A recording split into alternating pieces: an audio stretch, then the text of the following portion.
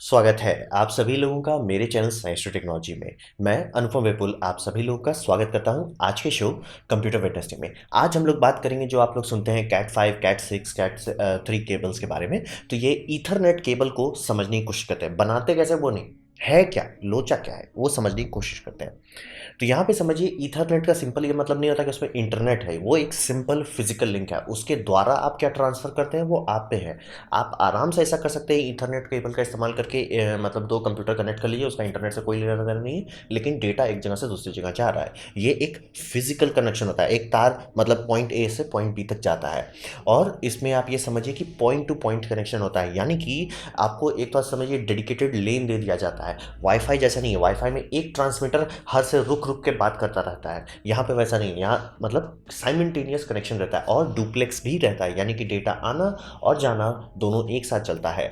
और इसका मेन फायदा होता है कि कोई इतना हौच-पौच क्यों करे जब वाईफाई से काम हो सकता है। ये स्टेबल बहुत होता है, यानी कि जब तक कुछ बहुत बड़ा ना हो आपका कनेक्शन पे आप आंख मूंद करके भरोसा कर सकते हैं। दूसरा, टिकाऊ बहुत होता है, यानी कि आरएफ रेडियो फ्रिक्वेंसी के केस में आप मान लीजिए उसको आप ऐसा बना देते, खूब पावर इस्तेमाल कर देते तो वो स्टेबल हो जाता है। रिलायबल होगा ज़रूरी नहीं है, क्योंकि रिलायबल के केस में बहुत सारे एक्सटर्नल इंटरफियरेंस आ सकते हैं। जैसे मान लीजिए कोई माइक्रोवेव इस्तेमाल करने लगा और उसका स्पेक्ट्रम मतलब इतना ओवरवेलमिंग होता है ईएम रेडिएशन जिसका है, माइक्रोवेव रेडिएशन, कि वो बाकी सारे सिस्टम का मतलब सिग्नल डिग्रेड कर देगा। और सिक्योर के मामले में चूंकि ये फिजिकल पाइप है एक जगह से दूसरी जगह का, इसको टैप करना इम्पॉसिबल नहीं है लेकिन बहुत मुश्किल। और प्लस मान लीजिए आपका ऑफिस है, ऑफिस में तो को दिख ही जाएगा ना कि ऑफिस के अंदर आगे कौन दीवार में छेद करके तार के साथ टैपिंग कर रहा है। तो इसीलिए ये लोग इस्तेमाल करते हैं कि भरोसेमंद होता है, रिलायबल होता है और टिका ये मतलब सिक्योर भी काफ़ी अच्छा होता है। अब इसमें सबसे पहला लॉजिक जो आपको समझना पड़ेगा कि ये केबल नॉर्मल बिजली का तार से क्यों नहीं बनाया जाता, ये एक ट्विस्टेड पेयर लॉजिक पे बनाया जाता है।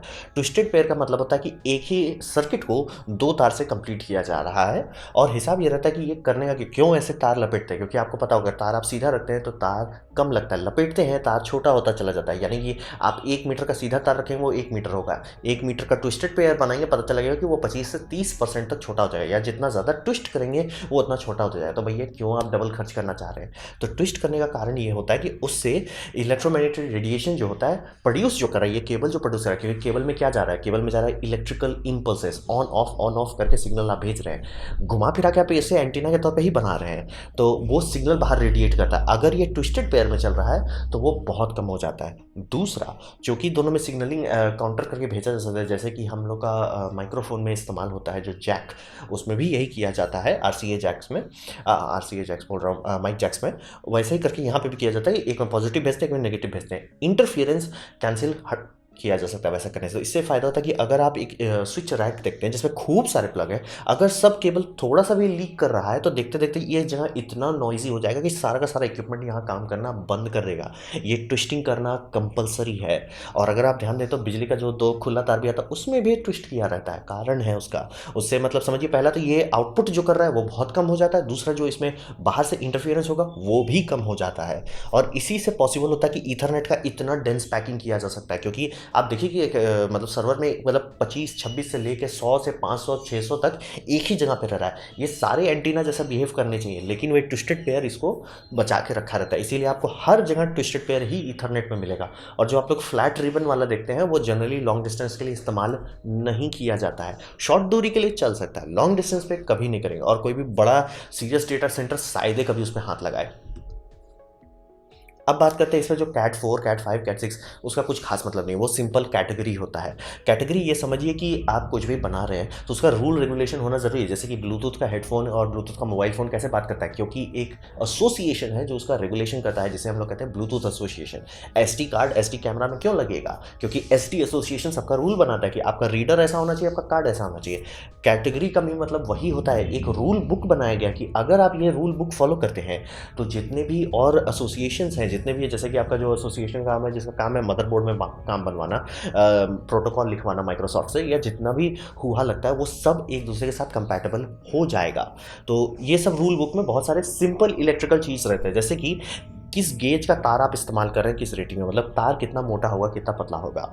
दूसरा, ट्विस्ट जो है कितना ट्विस्ट होगा, जनरली आप समझिए जैसे आपका रेटिंग बढ़ते जाएगा ट्विस्ट बढ़ता चला जाता है, तो इससे मतलब दाम इसी कारण से हाई का बहुत ज़्यादा बढ़ जाता है, क्योंकि अगर आप ट्विस्ट बढ़ाते जा रहे हैं, जैसे कि कैट 5e में थोड़ा सा ट्विस्ट है और कैट 6 में थोड़ा और ट्विस्ट है, 6a में और ज़्यादा ट्विस्ट है, तो पता चला 6a में मतलब 2 मीटर का आप तार लेके चल रहे हैं सबका, तो 2 मीटर का तार में 6a में अगर आप खोल के सीधा करेंगे पता चला 3.5 मीटर का तार लगा था उसके अंदर, ट्विस्ट बहुत ज़्यादा किया जाता है, और जितना ज़्यादा टाइट ट्विस्टिंग रहती है उतना ये इंटरफियरेंस कम हो जाता है। और ट्विस्टिंग कभी भी ऐसा नहीं किया जाएगा कि चारों मतलब जो इसमें 4 पेयर बनते हैं सबकी ट्विस्टिंग एक जैसी हो, थोड़ा मोड़ा आगे पीछे किया जाता है कि वो एक दूसरे को ही इंटरफियर करने ना शुरू कर रही है, ये समझना बहुत ज़रूरी है। तो यही समझिए कि कितना ट्विस्ट पर सेंटीमीटर होता है या ट्विस्ट पर फुट होता है, ये भी एक गाइडलाइन के तौर पर बताया जाता है, कंपनी मैन्युफैक्चरिंग डिपेंड करता है। वो मुंह खोल के आप बोल दीजिए कि 20 ट्विस्ट हमको चाहिए पर सेंटीमीटर में, वो होगा नहीं। आपको जनरली एक ट्विस्ट से लेकर 3 से 5 ट्विस्ट पर सेंटीमीटर तक किया जाता है और डिपेंड करता है। फिर आपका बात करते हैं कैरेक्टरिस्टिक इंपीडेंस, मतलब कि केबल किस तरह कितना इंपीडेंस रखेगा, उसी पे डिपेंड करेगा कि हैंडशेक हो पा रहा है कि नहीं, क्योंकि ये इलेक्ट्रिकल सिग्नल भेजने में डिले होता है, लाइट स्पीड पे नहीं चलता, डिले होता है, तो वो डिले के हिसाब से इक्विपमेंट दूसरे साइड में बात कर रहा है, और अगर इंपीडेंस बहुत ज़्यादा हो जाता है सिग्नल लॉस बढ़ जाता है। तो इसीलिए इंपीडेंस को रूल किया जाता है कि अगर आप कह रहे हैं कि हमारा केबल 6 है तो उसको इतना इंपीडेंस के आसपास होना चाहिए, आप कह रहे हो 5 है, ठीक है, इतना थोड़ा सा मतलब लुचपुचा है, नंबर जैसे जैसे बढ़ते जाएगा उतना उसका रेटिंग का स्ट्रिक्टनेस बढ़ता चला जाता है।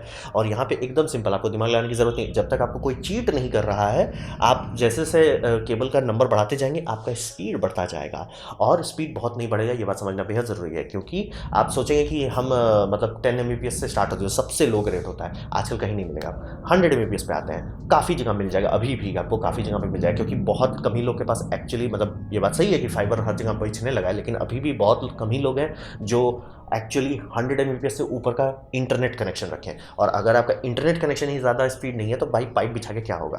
तो हाँ, जो लोग लोकल करते हैं वो 1000 पे रहते हैं, और 1000 के ऊपर आता है 10 Gbps वाला। बात है कि 10 Gbps के लिए आपको जनरली बोला जाएगा कैट 7 ले लेते हैं, तो क्या होगा, कैट 8 अगर आप लेते हैं उससे ऊपर चले जाएंगे, नहीं, कैट 7 और कैट 8 के बीच में अंतर यही होगा, कैट 8 में मतलब शील्डिंग जो है दबा के की जाती है और शील्डिंग लगाया जाता है। पूरा केस जो हो रहा है, आप जैसे कैट की रेटिंग में ऊपर जाते जाएंगे स्पीड उतना नहीं बढ़ेगा, लेकिन आपकी स्टेबिलिटी बढ़ते चली जाएगी।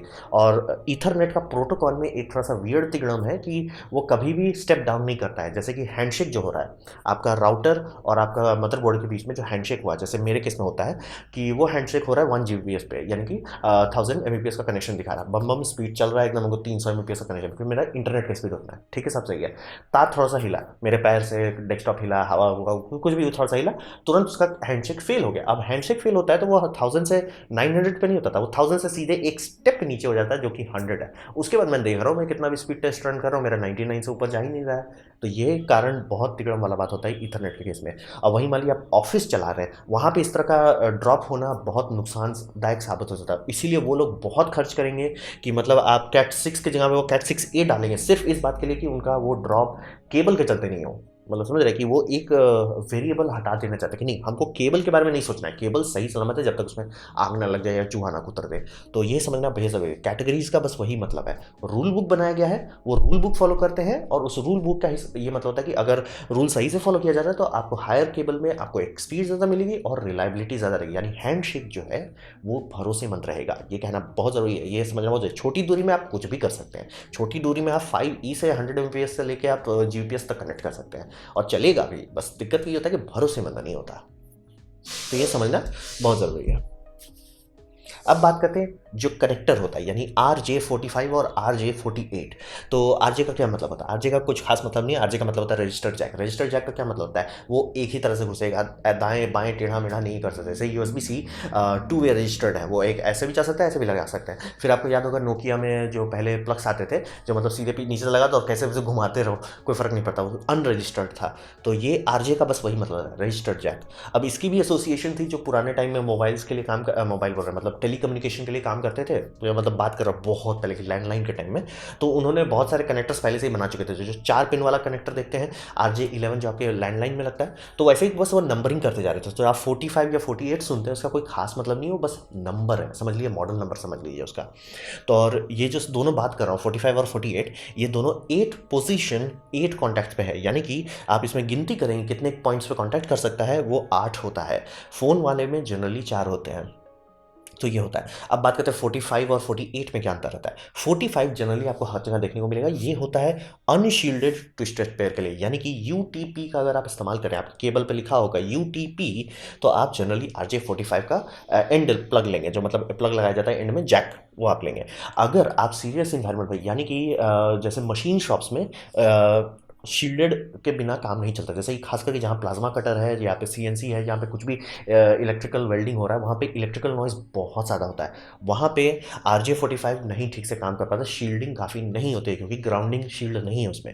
तो RJ48 का इस्तेमाल किया जाता है, और उसमें ये रहता है केबल जो है, केबल का बाहर का जो शील्ड है उसे शीद किया जाता है। आप इसका आराम से देखेंगे, उसका जो जैक है उसमें भी मेटल होगा, और जो ये कनेक्टर है, सब कनेक्टर में आप देखेंगे मेटल साइड से बाहर से आया है। ये कारण ये है कि पूरा एक ग्राउंडिंग लूप बना देता है, इससे प्रोटेक्शन बढ़ जाता है। ये जनरली मतलब ज़रूरी नहीं कमर्शियल में आपको मिलेगा या इंटरप्राइज में मिलेगा, ये वहीं मिलेगा आपको जहाँ पे इलेक्ट्रिकल नॉइज़ का बहुत समस्या है, या कुछ कुछ केसेस में लोग सेफ्टी के लिए लगा देते हैं। जैसे मान लीजिए कोई बहुत लोग रेडियो इक्विपमेंट के साथ काम कर रहे हैं, सेंसिटिव बहुत है, तो भैया ग्राउंडिंग कर देते हैं, थोड़ा सा एक एक्स्ट्रा मन की शांति मिल जाए।